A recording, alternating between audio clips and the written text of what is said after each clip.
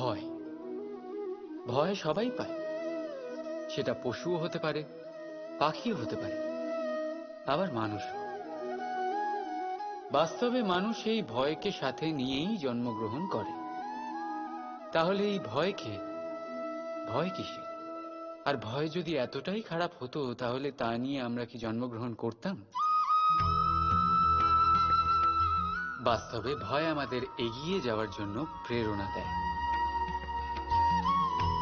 এবার দেখুন না, প্রাণ যাওয়ার ভয় আপনাকে নিজেকে সুরক্ষিত রাখার প্রয়াস করায়।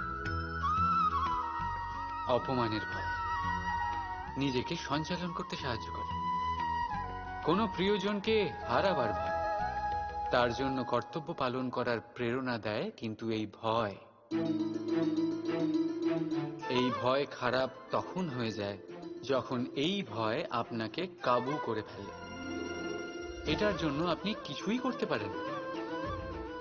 তাই যদি এই ভয়কে কাজে লাগাতে হবে, আপনাকে নিজেকেই এই ভয়কে কাবু করতে হবে। তাহলে ভেঙে দিন এই ভয়ের সীমা। নিজের আত্মা ছাড়া আর কারোর কাছে মাথা নত করবেন না। আর মনে রাখবেন, যখন অন্ধকারকে ভয় পাওয়া ছেড়ে দেবেন, তখনই প্রদীপ হয়ে জগতে আলো ছড়াতে পারবেন। রাধা রাধা।